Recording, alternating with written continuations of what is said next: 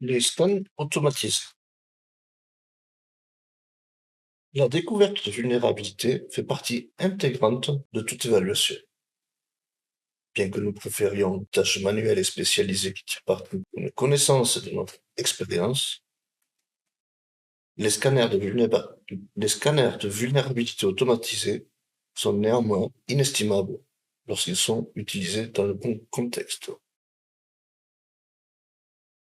Dans ce module, nous donnerons une vue d'ensemble de l'analyse automatisée des vulnérabilités. Alors, comment fonctionne scanner automatisé? Alors, elles ne sont pas toutes semblables, mais généralement ont un process assez similaire. La plupart des scanners vont d'abord vérifier que la machine soit en ligne, pour ensuite faire soit un scan complet, soit un scan partiel des ports. Cela dépendra de la configuration que nous aurons donnée.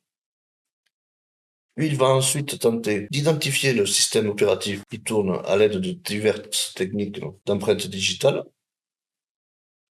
pour essayer finalement d'identifier les services qui tournent sur la machine à l'aide de diverses techniques comme nous avons vu, telles que le banner grabbing. Pour ensuite exécuter un test de signature, pour ensuite vérifier les différentes signatures obtenues pour vérifier qu'il y a ou non des vulnérabilités. Notez que ce process est essentiellement similaire à celui que nous avons fait jusqu'à présent, lors de tests manuels. Lors de la vérification des signatures, la plupart des scanners utilisent la technique du banner grabbing, une technique simple. Cependant, les scanners automatiques peuvent générer des faux positifs, mais aussi des faux négatifs. C'est pour cela que nous devons méticuleusement vérifier les résultats d'un test de vulnérabilité, autant que possible.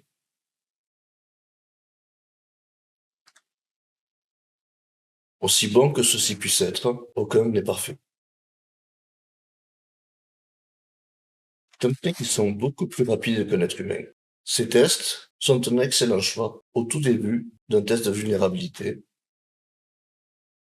ce qui nous permettra par la suite de faire des vérifications manuelles. Si nous devions analyser un réseau manuellement, cela consommerait beaucoup de ressources humaines, puisque cette approche repose essentiellement sur du travail humain et sur potentiellement des tâches répétitives qui peuvent nous amener à des erreurs. Cependant, par exemple, les red teams, en particulier, requièrent une précision chirurgicale et une empreinte sur le réseau minimale afin de rester indétectés le plus longtemps possible. Utiliser un scanner automatique dans ces situations-là ne serait pas la meilleure approche. Cependant, les scanners automatiques sont essentiels lorsque nous travaillons sur de gros réseaux, surtout avec les contraintes de temps qui pourraient nous être imposées. Bien qu'étant indispensables, les scanners de vulnérabilité automatisés ont des désavantages. La configuration de ceux-ci peut être longue et compliquée, avec des configurations par défaut qui peuvent abîmer le réseau client. Par les scanners vont tenter de brute force des mots de passe faibles. Durant un test, les techniques de brute force doivent être bien réfléchies, puisqu'elles pourraient bloquer des comptes et empêcher le client de travailler.